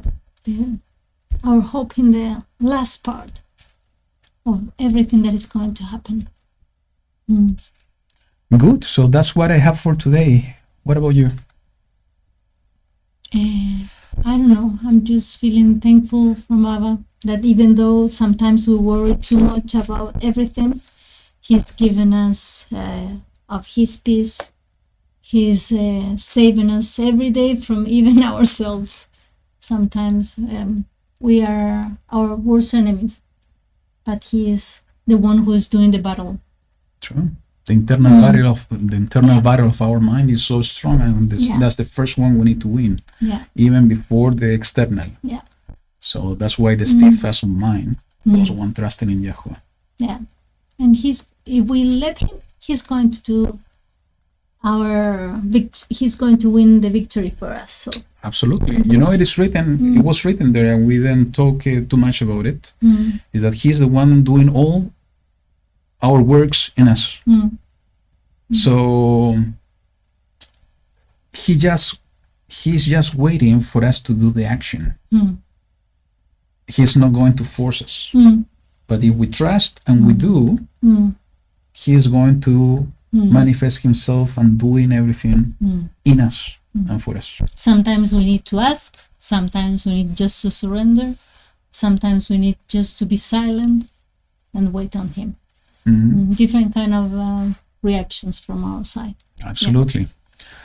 So once again, it's been beautifully to be back with this portion. Yeah, and it was also beautiful to have the experience of meeting you, the Arthur and Cornelia and Nena and Christopher. Yeah, and it was something very beautiful, and some people that Abba put in our way to help us in different situations and to let us know that even though when we are far away and no matter which country we are, He was putting special people just to showing us that He's always there. Absolutely. Different languages, different, I don't know. Yeah, that's the way he does things, and it's so beautiful. And that's why, you know, we need to use every opportunity we have when we have interaction with people. And asking Abba to guide us on what are the words we need to share with them, and in which way we need to share the words with them. And that's the way that we are shining His light. In every interaction, every people, doesn't matter the language, we are going to understand each other anyways.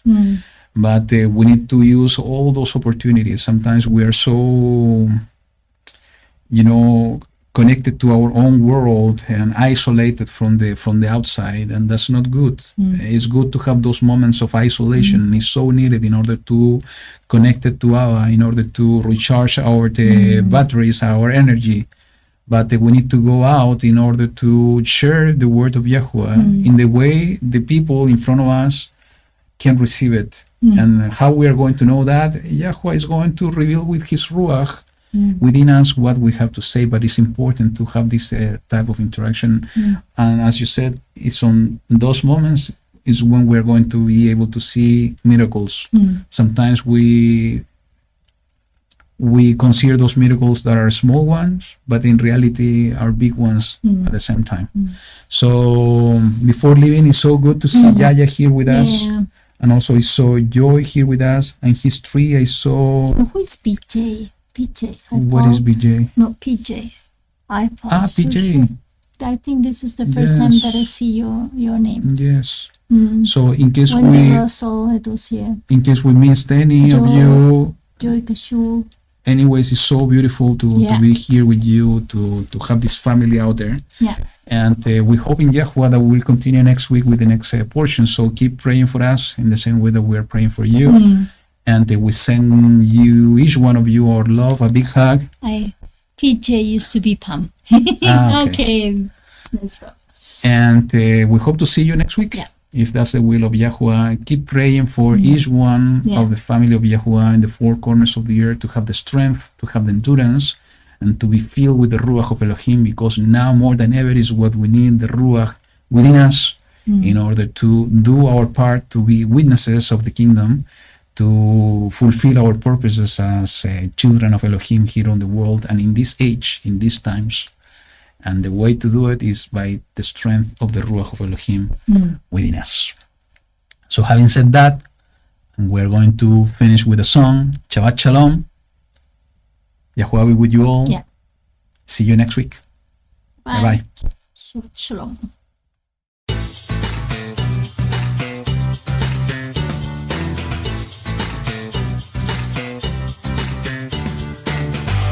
You turned my morning into dancing again. You lifted my sorrows, and I can't stay silent. I must sing, for your joy has come. Oh, you turned my morning into dancing again. You lifted my sorrows, and I can't stay silent. I must sing, for your joy has come. Where there once was only hurt, you gave your healing hand. Where there once was only pain, you brought comfort like a friend. I feel the sweetness of your love piercing the darkness. I see the bright and morning sun as it ushers in your joyful gladness. You turn my morning into dancing again. You lifted my sorrows, and I can't stay silent.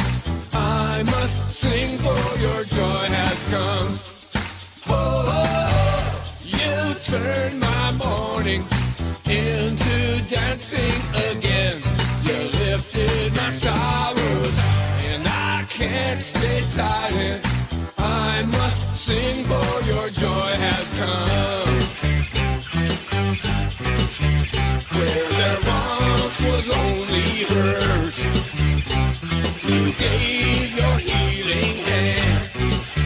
Where there once was only pain, you brought comfort like a friend.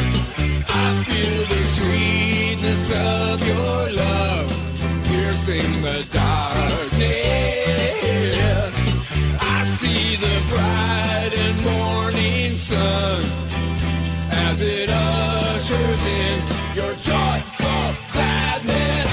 You turn my morning into dancing again. You lifted my sorrows, and I can't stay silent. I must sing, for your joy has come. Your anger lasts for a moment in time, but your favor is here, and it will be on me for all my lifetime. You turned my morning into dancing again. You lifted my sorrows, and I can't stay silent. I must sing, for your joy has come. Oh, you turned my morning into dancing again. You lifted my sorrows, and I can't stay silent. I must sing, for